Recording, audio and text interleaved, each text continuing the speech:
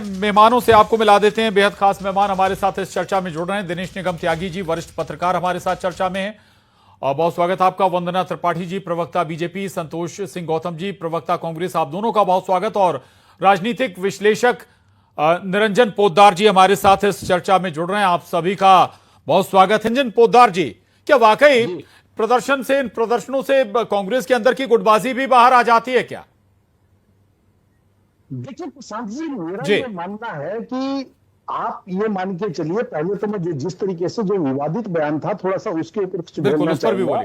मेरा ये मानना है कि बात जबान से और तीर कमान से एक बार निकलने के बाद में वापस नहीं आती, और वो कितना घातक हो सकता है इस चीज का समय इस चीज का जवाब देता है। आप राजनीतिक व्यक्ति हैं, आप भारतीय जनता पार्टी के ऊपर विस्मरण कीजिए, भारतीय जनता पार्टी के नेता यानी कि राजनीतिक लोगों के ऊपर आप अपने आरोप प्रत्यारोप कीजिए, वहां तक तो आपकी बात ठीक है। लेकिन जिस तरीके से आप संघ के ऊपर ऐसी बात करते हैं, तो मैं तो एक ही बात कहूंगा कि कांग्रेसी होना और कांग्रेस के अंदर राजनीतिक उत्थान पाना ऐसे कोई आसान नहीं है। उसके लिए आपको उद्दंड, उसके लिए आपको लंपट, और उसके लिए आपको बदतमीजी आनी चाहिए। कांग्रेस के अंदर कहीं ना कहीं राजनीतिक रूप से उत्थान हो या राजनीतिक रूप से आपकी किसी भी उसके अंदर हो पाएगी। वो इसलिए कह रहा हूं कि जिस तरीके से साहिब सिंह गुज्जर जी ने जो बात कही, पहले तो मेरे को ये नहीं पता कि वो कौन से घोड़े हैं, वो रेस के घोड़े हैं या वो बारात के घोड़े हैं या वो लंगड़े घोड़े हैं। पहले तो मुझे इस चीज का पता करना पड़ेगा, या ये कोई कांग्रेस ही बताएगा या हमें इस चीज का रिसर्च से पता चलेगा, ये देखना पड़ेगा। और उसके बाद में अगर वो ये जिस तरीके से संघ के स्वयंसेवकों के ऊपर या संघ के ऊपर इतनी अभद्र टिप्पणी कर रहे हैं, इनको ये चीज सोचना चाहिए कि जो प्रातन किसी भी संगठन पर, संघ हो या कोई और संगठन, किसी भी संगठन पर ऐसे शब्दों का इस्तेमाल मुझे नहीं लगता कि किसी भी तरह से उचित है।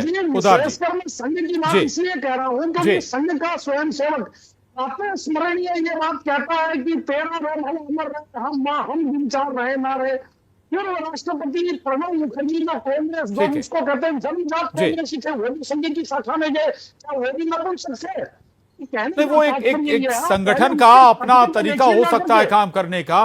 बहुत सारे संगठन हैं, कांग्रेस का भी अलग संगठन है, कांग्रेस से हटके ऐसे कई संगठन हैं जो अपने स्तर पर काम करते हैं। निरंजन पोद्दार जी, जयवर्धन सिंह कहते हैं गजराज लोधी को लेकर जो मलकांड था उसमें कहते हैं कि वो कसम खाते हैं उससे पहले कोई भी कांग्रेस का नेता या जीतू पटवारी उस परिवार से नहीं मिले थे। यानी वो ये कहना चाह रहे हैं कि भाई सरकार ने दबाव में बयान बदलवा दिया।